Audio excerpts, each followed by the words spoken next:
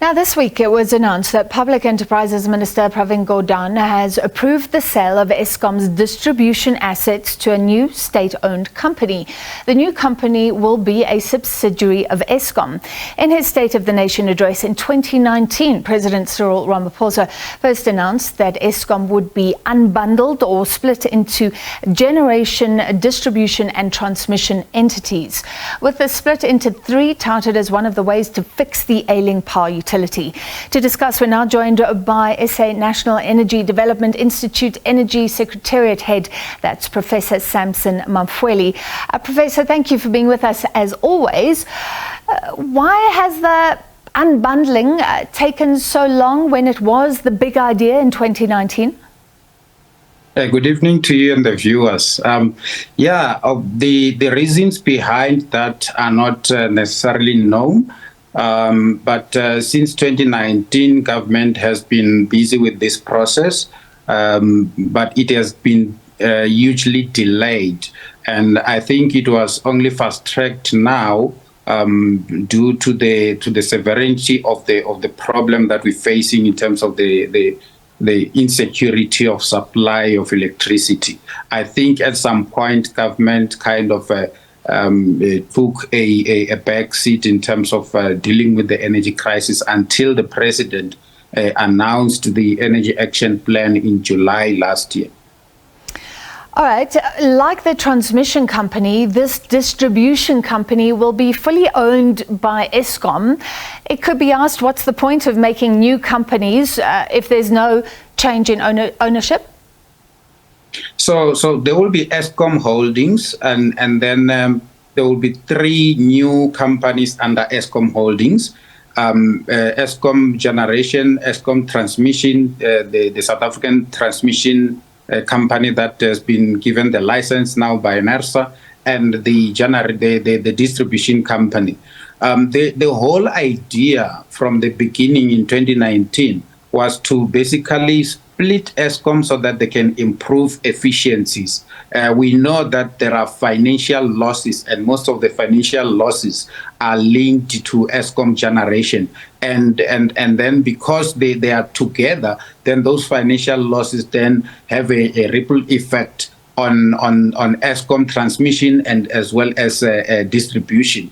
That the other issue was the issue around the introducing a competition for Eskom Generation, basically to try and bring down the electricity price and also to try and avoid some operational inefficiencies at Eskom Distribution. So the plan itself is quite a good one. The implementation is the one that was quite delayed quite a bit.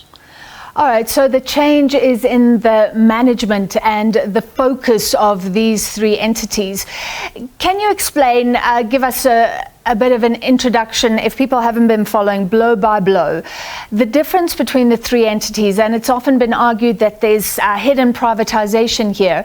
As far as I understand, the private the IPPs or any private company can feed into the generational area. So that is where private players can play a role.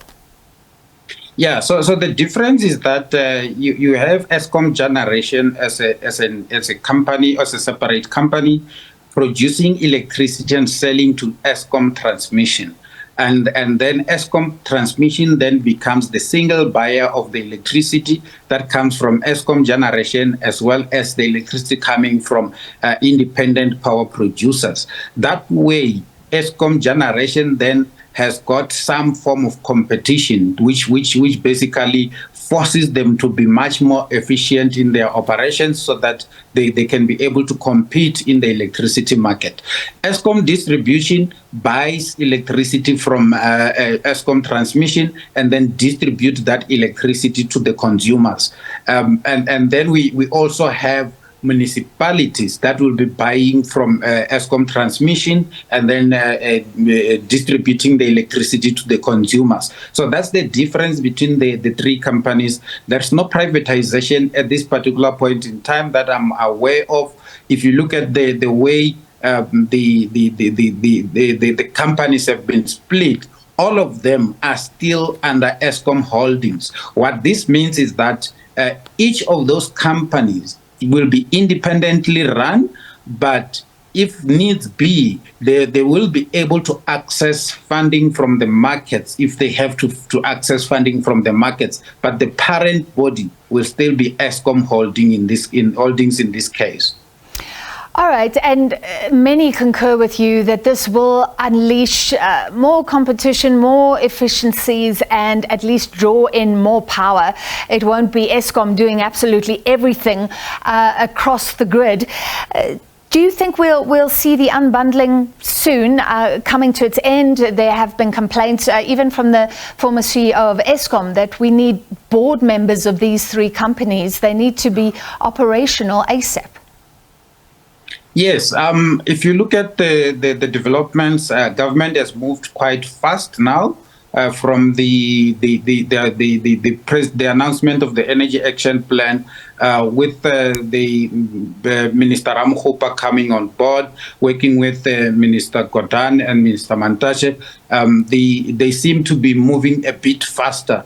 And I've seen the letter that came from Minister Gordhan going to the Eskom board chairperson, Mr. Makwana. So that letter also means that Eskom distribution can now start trading, and I think most people are surprised with the word with the use of the word sale of the distribution, the assets, the Eskom distribution assets, because this is the same government owned entity and all that. But I need to indicate that in terms of the Public Finance Management Act, all the assets that are currently sitting at Eskom are assets that belong to the public. So when there's a new company established, that company has to adhere to the Companies Act. And if that company has to benefit from the assets that are coming from Eskom themselves, those assets should be sold. But it does not necessarily mean that Eskom there will be some financial exchange, because Eskom Holdings is still the parent company. They can then exchange the assets and say this is their equity injection into Eskom distribution. So I thought I should clarify that part as well, because many people are confused about the use of the word sale in the letter.